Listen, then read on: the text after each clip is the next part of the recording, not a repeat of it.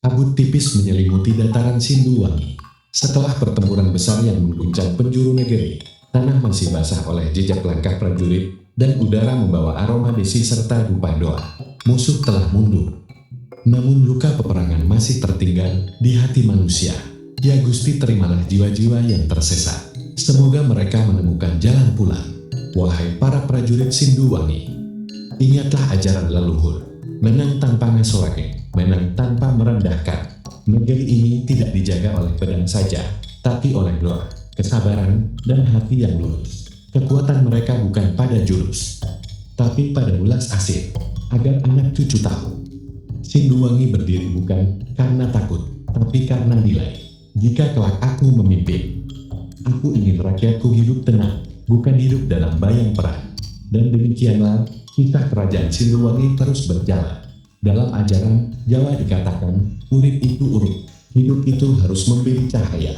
Sinduwangi memilih menjadi cahaya, bukan yang membakar, melainkan yang menerangi. Di tanah Jawa yang telah menyaksikan ribuan peperangan, kerajaan Sinduwangi kembali diuji, bukan hanya oleh kekuatan senjata, tetapi oleh niat manusia yang memilih jalan gelap. Langit siang itu menghitam, angin berputar membawa bau besi dan tanah basah.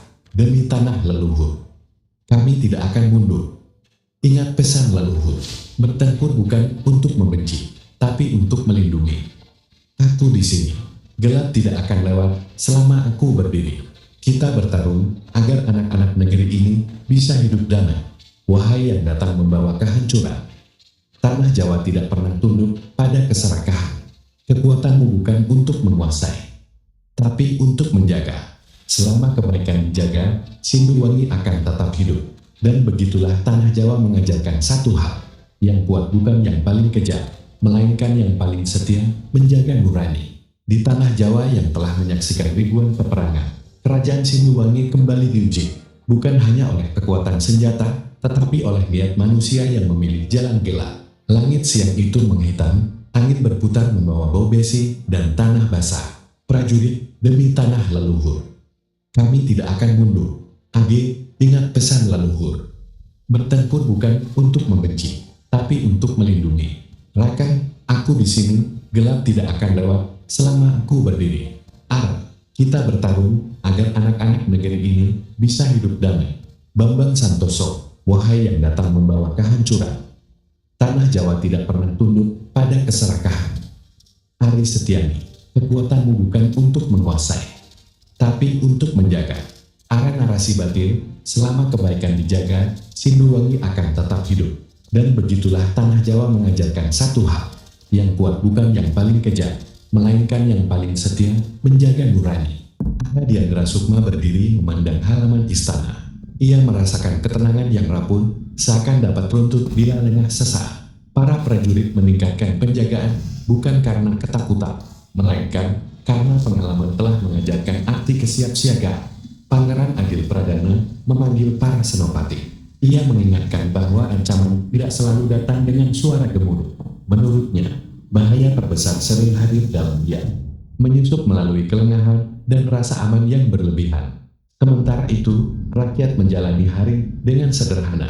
Mereka tidak mengetahui percakapan para bangsawan, namun berharap negeri ini tetap terlindungi.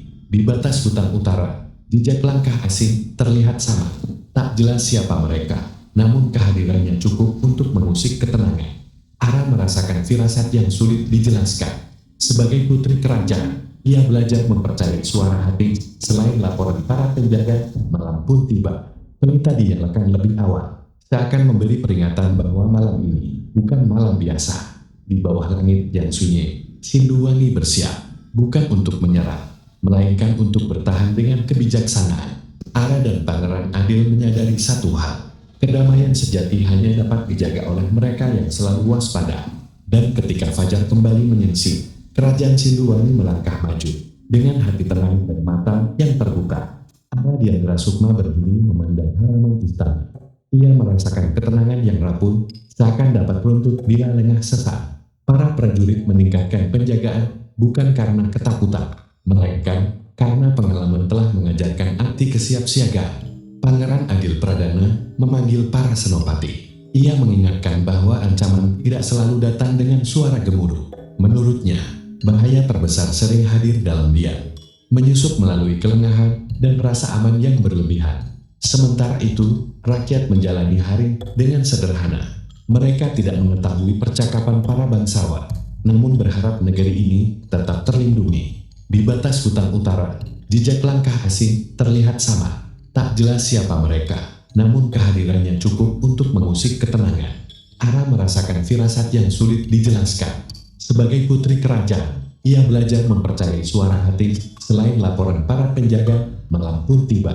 Pelita dinyalakan lebih awal, seakan memberi peringatan bahwa malam ini bukan malam biasa.